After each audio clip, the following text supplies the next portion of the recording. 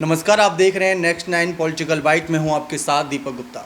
साल के अंत में होने वाले बिहार विधानसभा चुनाव से पहले एक चर्चा बहुत सियासी तौर पर हो रही है कि क्या नीतीश कुमार जो बिहार के मुख्यमंत्री हैं 2 दशक से करीब, उनके बेटे निशांत कुमार क्या राजनीति में कदम रखेंगे? अगर रखेंगे तो किस पद से उनकी शुरुआत होगी? इसको लेकर अभी तक कुछ भी क्लियर नहीं किया गया है जनता दल यूनाइटेड के द्वारा।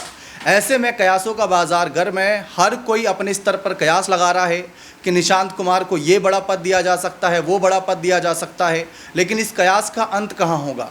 और अगर राजनीति में आते हैं तो लालू परिवार का निशांत को लेकर कैसा रुख रहने वाला है? क्योंकि अगर लालू परिवार और नीतीश की बात करें तो इनके बीच कभी भी उतने मतभेद नहीं देखे गए। समय समय पर जब भी नीतीश कुमार को लगा कि बीजेपी से उन्हें कोई खतरा है, एनडीए में कोई खतरा है, उनकी कुर्सी को कोई खतरा है, तो सीधा वो दौड़े भागे हैं लालू यादव के पास। ऐसे में निशांत कुमार भी अगर भविष्य में आते हैं या नहीं भी आते तो लालू परिवार को लेकर उनकी रणनीति क्या है? इसी विषय पर बात करने के लिए हमारे साथ हमारी सहयोगी भूमि मौजूद है। उनसे सवाल करते हैं कि बिहार चुनाव को लेकर उनका क्या नज़रिया है, निशांत की भूमिका को वो किस तरीके से देखती हैं। जी पहले तो थैंक यू सर कि आपने ये चीज़ मेरे से पूछी है। बाकी मैं ये चीज़ बताना चाहूँगी कि जैसे साल के अंत में बिहार विधानसभा चुनाव काफ़ी नज़दीक है और ये हम देखा जा सकता है कि बिहार में जो चुनावी रणनीतियाँ चल रही है वो काफ़ी सक्रिय हो चुकी है।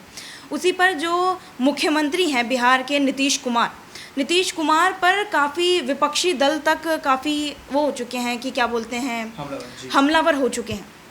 तो इस तरीके से हम देख सकते हैं कि तेजस्वी, जैसे हम बात कर सकते हैं तेजस्वी यादव तक ज़्यादा उन पर नीतीश कुमार पर काफ़ी हमलावर हैं। लगातार वो नीतीश कुमार पर हर एक चीज़ के लिए, चाहे वो रैलियों में जाएं, चाहे किसी चीज़ पर जाएं, सबसे पहला ट्वीट उनका आता है कि उन्होंने ऐसा कर दिया, ये कर दिया। इसी बीच जब खबर आई थी कि नीतीश कुमार के बेटे निशांत की, तो निशांत कुमार के पॉलिटिकल में यही बोलें कि राजनीतिक में सक्रिय होने पर काफ़ी संकल्प लगाया जा रहा है, काफ़ी आंकड़े देखे भी जा रहे हैं इसमें। लेकिन जितनी बार भी उनसे पूछा जाता है कि क्या वो राजनीति में आएंगे, उनका बस एक ही बार जवाब होता है कि आप मेरे पिता को वोट करें, मेरे पिता ने बिहार के लिए काफ़ी कुछ किया है। और इसी चक्कर में उन्होंने एक बार ये चीज़ भी बोल दी थी कि अगर मैं आना भी चाहूँगा तो पहले मैं अपने पिता से पूछूंगा, पहले मेरे पिता जो मुझे पद देंगे, पिता जो भी मेरा चाहेंगे, मैं उनके बलबूते पे चलूँगा। जी, लेकिन जैसा कि यहाँ पर भूमि ने कहा कि जब भी उनसे सवाल पूछो वो जवाब एक आता है कि अभी नहीं बताएंगे, या फिर यूँ कहते हैं सवाल को जवाब के टाल देते हैं ये कहते हुए कि पिता से पूछिए, पार्टी से पूछिए। तो पार्टी भी कुछ नहीं बोल रही, उनके पिता भी कुछ नहीं बोल रहे, लेकिन ज़्यादातर हम देख रहे हैं दफ्तरों के बाहर उनके पोस्टर लगे हुए हैं, सड़कों पर पोस्टर लगे हुए हैं, नारे लग रहे हैं कि हमारा नेता कैसा हो, निशांत कुमार जैसा हो। सवाल तो यही है कि नेता कब बने निशांत कुमार, क्योंकि अध्यात्म की ओर थे, इंजीनियरिंग उन्होंने की हुई है, 49 वर्ष के वो हो चुके हैं। ऐसे में सवाल बहुत बड़ा बनता है कि निशांत की भूमिका क्या रहने वाली है। खैर, अब यहाँ पर जैसा कि चर्चा करी भूमि से तो पता चला कि सहयोग के द्वारा अभी पता नहीं चल रहा है, कुछ खुलकर नहीं बोला जा रहा है।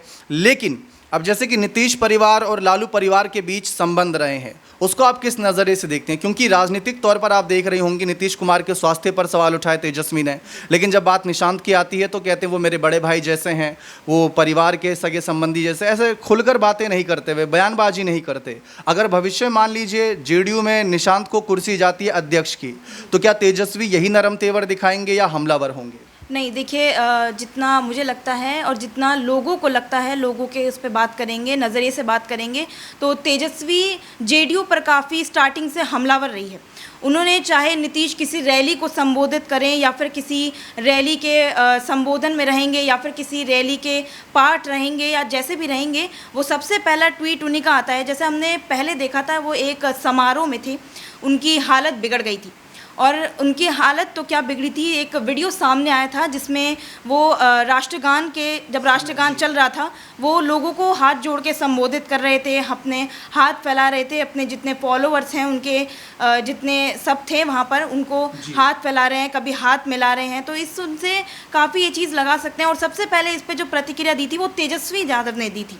तो इससे हम देख सकते हैं कि तेजस्वी यादव चाहे छोटी से छोटी चीज़ हो या बड़ी से बड़ी चीज़ हो, जितनी बार भी हो, वो जेडीयू पर हमलावर ही रहे हैं, चाहे नीतीश कुमार हो चाहे निशांत कुमार जब पॉलिटिकल में, यही बोले, राजनीतिक में सक्रिय होने वाले थे, तो सबसे पहले ट्वीट तेजस्वी का ही आया था कि अब हालत बिगड़ी तो अब अपने बेटे को पदभार देने वाले हैं। तो इससे भी काफ़ी हम चीज़ें देख सकते हैं कि आने वाले समय में शायद निशांत कुमार भी एक तरह से मुख्यमंत्री पद का चेहरा हो सकते हैं। लेकिन जो भाजपा है, देखिए भाजपा काफ़ी कह सकते हैं रणनीतिक खेल आजमाती नज़र आती है। कोई भी आता है, कोई कैसा भी कुछ होता है, वो हमेशा इन चीज़ों पे ध्यान भटकाने की तक कोशिश करती है। हम ये भी नहीं बोलेंगे कि भाजपा भटकाती ही है। देखिए जो तेजस्वी यादव है, तेजस्वी यादव काफ़ी दलितों के हित में रहे हैं। अभी उन्होंने गठबंधन किया था कांग्रेस के साथ, तो जो हमने पीछे पोस्टर देखा था, पोस्टर तेजस्वी यादव का था और जितने भी दल थे सब छोटे उनके मतलब लगे, हालांकि उनकी फ़ोटो तक लगी थी लेकिन काफ़ी छोटी थी। तो हम ये भी देख सकते हैं कि वो मुख्यमंत्री के एक तरीके से जो वो बोलते हैं कि चेहरे में, मुख्यमंत्री के चेहरे में उन पे भी दाव लग सकता है, जो कि एक तरीके से हम मानते हैं कि लग चुका ही है जी।